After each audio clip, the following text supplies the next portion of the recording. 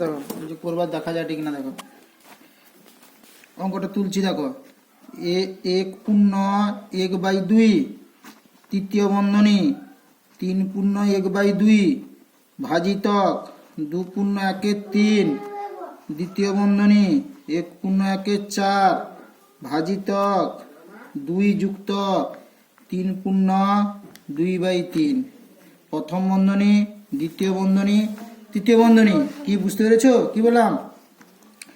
তাহলে আগে পূর্ণগুলো ভাঙাও। 2 একে 2 2 আর 1 3 3/2 2 3 6 6 আর 1 7 7/2 ভাজিতক 3 2 6 একে 6 আর 1 7/3 7/3 দ্বিতীয় বন্ধনী 4 একে 4 আর 1 5/4 5 5/4 ভাজিতক 2 যুক্ত 3 3 9 9 10 11 11/3 হয়েছে।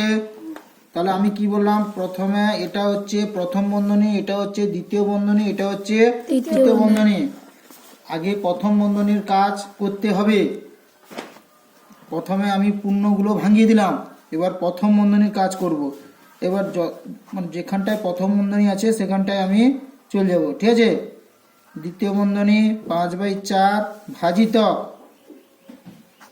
দেখো লসাগু কত হচ্ছে 3, 2 এর নিচে কিছু নেই মানে কি আছে 1, তাহলে 1 3 তাহলে ভাগফল কত হলো 1 1 1 3 3 তাহলে ভাগফল কত হলো 3 3 হ্যাঁ 3 2 3 3 দিয়ে 6 আবার বলছি দেখো 1 আর 3 এর লসাগু কত হচ্ছে 3, 1 3 তাহলে ভাগফল কত হলো 3 তাহলে উপরটার সঙ্গে গুণ মানে লবের সঙ্গে গুণ, হ্যাঁ 3 2 6 আবার 3 একে 3 ভাগফল 1 11 একে 11 3/2 7/2 ভাজিতক 7/3 দ্বিতীয় বন্ধনী 5/4 ভাজিতক 11 আর 6 যোগ করলে কত হচ্ছে 17/3।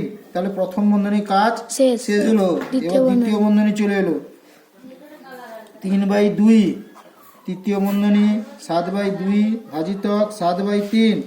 এবার দ্বিতীয় বন্ধনীর কাজ হবে 5/4 ভাগ চিহ্ন থাকলে ডান পাশের সংখ্যা কি হবে উল্টে বসবে, ঠিক আছে? ভাগ চিহ্ন থাকলে ডান পাশের সংখ্যাটা উল্টে বসবে। তাহলে এখানে কোনো নামতায় কাটাকাটি হবে না। তাহলে 3/2 তৃতীয় বন্ধনী 7/2 ভাজিতক 7/3 গুণিতক 5 3 15 17 4 68 5 3 15 17 4 68 দ্বিতীয় বন্ধনীর কাজ শেষ।